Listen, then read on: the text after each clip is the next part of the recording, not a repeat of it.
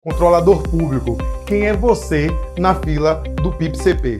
No vídeo de hoje a gente vai falar sobre o plano de implantação dos procedimentos contábeis patrimoniais e muitas vezes nós percebemos os controladores e controladoras municipais alheios dessa discussão. Quer saber mais? Aguarde o vídeo.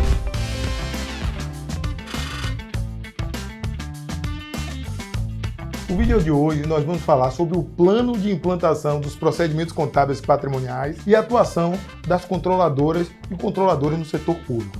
É interessante porque no mundo do setor público, falar da Secretaria do Tesouro Nacional é falar do órgão central de contabilidade da União e aquele responsável pela edição do Manual de Contabilidade aplicado ao setor público, as instruções de procedimentos contábeis e normas técnicas que nós lemos no dia a dia.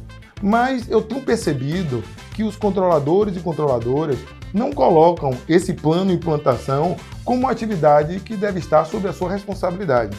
E aí, neste momento, eu vou evocar inicialmente a Lei de Responsabilidade Fiscal. É a lei que estabelece normas gerais de finanças públicas voltadas à responsabilidade da gestão fiscal.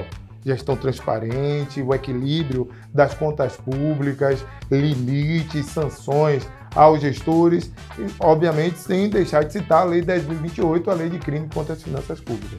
Mas, nesse momento, eu quero citar apenas o artigo 51 da Lei de Responsabilidade Fiscal. Veja o que tem escrito na lei. Vocês estão olhando aí no lado?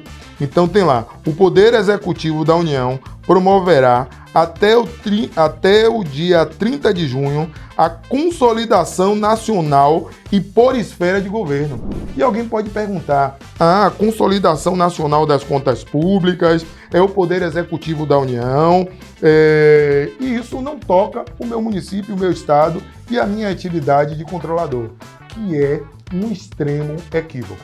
Primeiro eu tenho que falar sobre o BSPN, né? O BSPN é o Balanço do Setor Público Nacional. É um instrumento contábil, obviamente, consolidado pela Secretaria do Tesouro Nacional, representando a União, que eu costumo dizer que é a representação do balanço do Brasil. E lá estarão todos os ativos e passivos, obviamente o resultado do país, envolvendo todos os órgãos e entidades da administração pública do Brasil. Mas qual a relação do PIP-CP com o balanço do setor público nacional?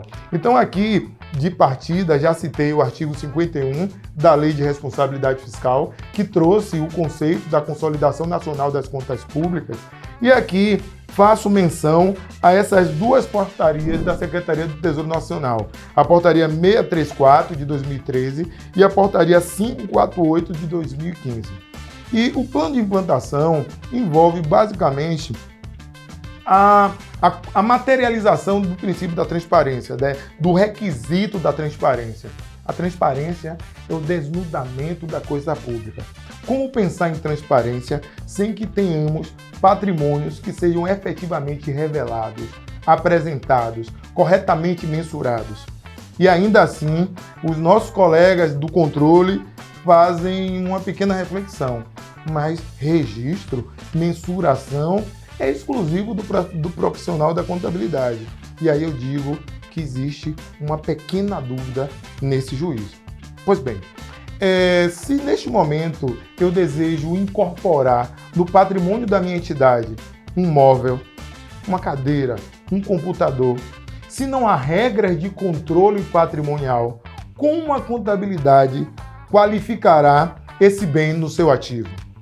Se o meu município não faz um correto controle de estoque, como a contabilidade vai ter no seu balanço o efetivo registro do almoxarifado, do estoque, dos bens que compõem o estoque? Eu vou falar um caso muito simples lá na França. O município adquiria mercadoria mês a mês e era para a escola, e tinha insumos para o hospital, para material de expediente na secretaria, e simplesmente no mês a mês esses bens não eram, obviamente a aquisição era informada para a contabilidade tinha lá o valor todo estocado, mas não havia mensalmente o recebimento de um relatório de consumo que oportunizasse a contabilidade da baixa deste estoque tempestivamente com seu consumo. E sabe o que acontecia lá na França? Simplesmente só no período da entrega da prestação de contas anual esse estoque sumia. como no passe de mágica.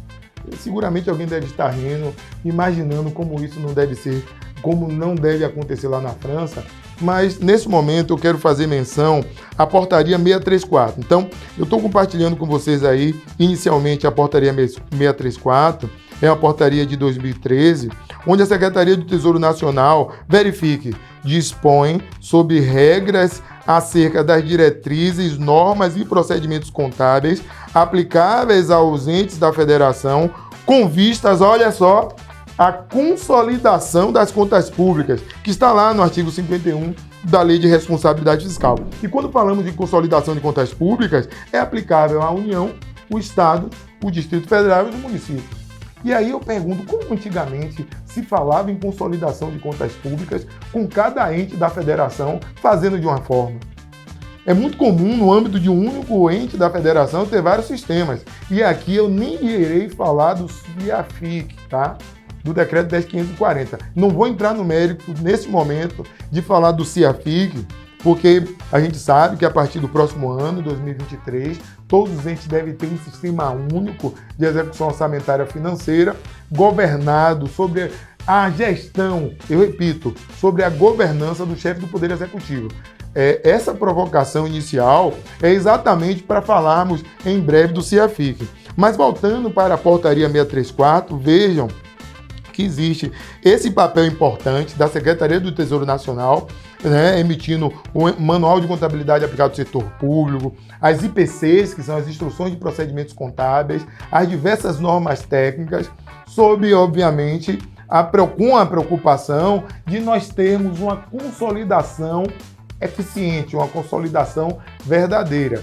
E aí, quando falamos de consolidação, não temos como falar no DECASP, né, que são as demonstrações contábeis aplicadas ao setor público, o PCASP, o Plano de Contas aplicado ao setor público. A propósito, dentro do processo, né, do cronograma de implantação, foi um dos primeiros requisitos de exigência para que os entes da federação pudessem ter no âmbito das suas entidades, inclusive para fim de prestação de contas. Beleza?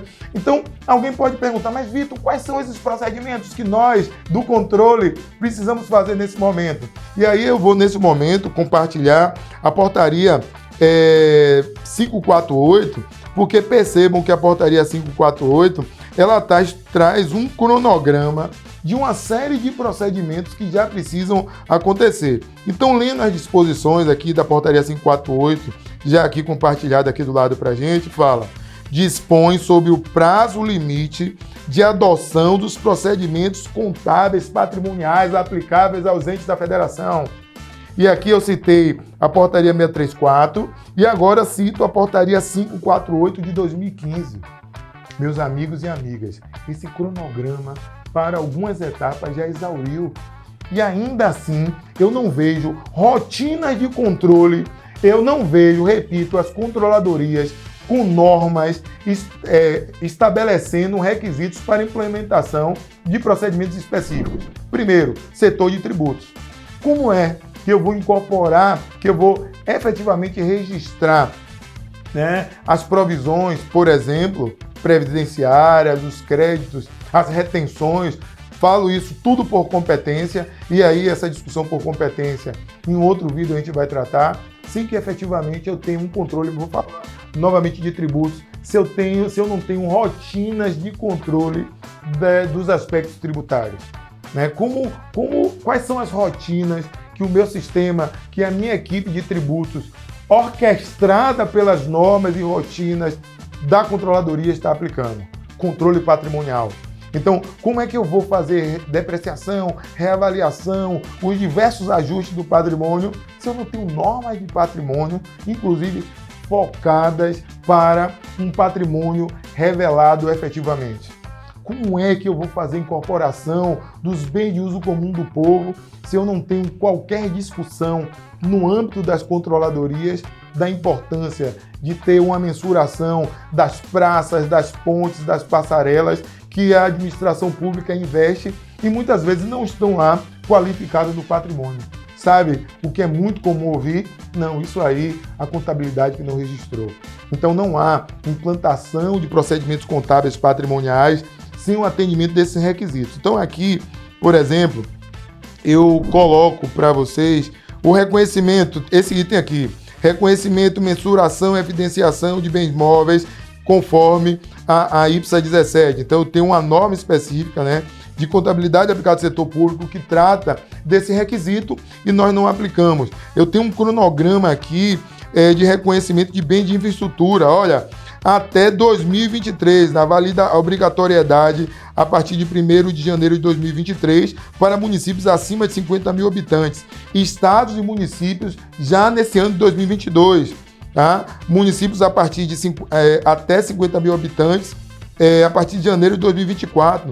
Então, será que eu estou incorporando as minhas praças, as minhas passarelas, os parques, cujo poder público tem investimento muito grande e a gente não tem esse controle patrimonial, o reconhecimento dos bens de infraestrutura, agora há pouco falei, e muito mais. Eu poderia aqui citar uma série de requisitos que estão nesta portaria, a portaria 548, e aqui ainda não estamos falando de CIAFIC, mas a mensagem do dia de hoje é dizer que sem um controle das controladorias, né, sem normatização das controladorias municipais, nós não temos a efetiva implantação do PIP-CP. Então, você que não sabia o que era PIP-CP, o Plano de Implantação dos Procedimentos Contábeis Patrimoniais, eu tenho uma novidade, sobretudo para vocês do controle. Sem vocês, não vamos ter consolidação efetiva das contas públicas.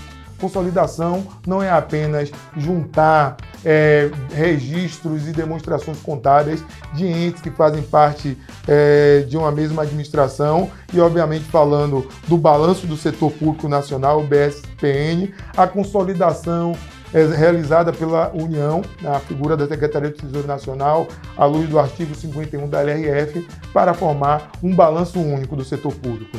Mas para que tenhamos balanços transparentes, efetivos, qualificados e que representem a realidade patrimonial das entidades do setor público, nós precisamos desse diálogo interorgânico e, portanto, as normas e procedimentos emanados pelas controladorias será de extrema importância. Se você gostou desse vídeo, se você quer entender um pouco mais de procedimentos contábeis, de rotina de controle, do direito financeiro e muito mais, inscreva em nosso canal, ative o sininho para receber as novas notificações e até a próxima. Vocês estiveram na comunidade setor público. Forte abraço.